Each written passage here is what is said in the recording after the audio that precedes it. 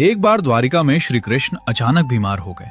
उनका मुख पीला पड़ गया और वे पीड़ा से कराहने लगे। नारद मुनि व्याकुल होकर वहां पहुंचे। उन्होंने पूछा, प्रभु, आप तो स्वयं नारायण हैं, आपको यह कैसी पीड़ा?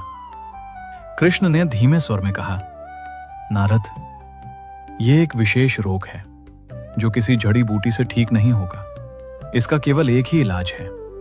यदि मेरा कोई परम भक्त अपने चरणों की धूल मेरे मस्तक पर लगा दे तो मैं तुरंत ठीक हो जाऊंगा। नारद जी ये सुनकर तुरंत श्री कृष्ण की पटरानियों रुक्मिणी, सत्यभामा आदि के पास गए। उन्होंने सब बताया, लेकिन अपने चरणों की धूल देने को कोई भी तैयार नहीं हुआ। सबका तर्क था, हम अपने स्वामी के मस्तक पर अपने पैर की धूल कैसे लगा सकते हैं? ये तो घोर पाप है जो हमें नर्क में ले जाएगा। नारद जी स्वर्ग के देवताओं के पास गए, ऋषियों के पास गए, पर सब ने नर्क जाने के डर से मना कर दिया। अंत में नारद जी व्याकुल होकर वृंदावन पहुंचे। वहां राधा रानी अपनी सखियों के साथ बैठी थी।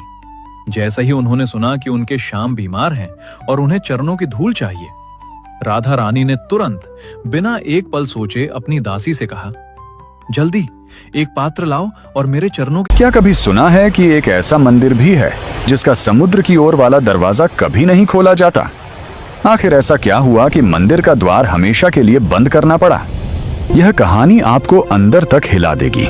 यह रहस्य तमिलनाडु के कन्याकुमारी स्थित माता कन्याकुमारी अम्मन मंदिर से जुड़ा है, जो सदियों से भक्ति और रहस्य का केंद्र बना हुआ है। कहा जाता है कि माता आज भी भगवान शिव की प्रतीक्षा में तपस्या कर रही हैं, हाथ में माला और चेहरे पर दिव्य शांति लिए हुए। लेकिन सबसे अद्भुत वर्णन उनकी नाक में चमकती हीरे की एक नथ का मिलता है। कहा जाता है कि उस नथ की चमक इतनी तेज थी कि समुद्र में चलने वाले नाविक उसे लाइट हाउस समझ लेते थे और उसी दिशा में किनारे की ओर आते जहाज नुकीली चट्टानों से टकराकर दुर्घटनाग्रस्त हो जाते थे। तब लोगों को यह एहसास हुआ कि यह कोई साधारण आभूषण नहीं, बल्कि देवी की दिव्य शक्ति का प्रतीक है। इसी कारण ऐसी घटनाओं को रोकने के लिए मंदिर का समुद्री द्वार स्थायी रूप से बंद कर दिया गया। आज भी मान्यता है कि देवी उसी स्वरूप में भगवान शिव की प्रतीक्षा में तपस्या कर रही हैं। लेकिन साल में कुछ खास अवसरों पर वह द्वार खोला जाता है और कहा जाता है कि उस समय देवी की दिव्य आभा और नथ की चमक आत्मा को छू जाती है। जो भक्त अगर गरुड़ा अपनी असली शक्ति दिखा दे तो क्या होगा?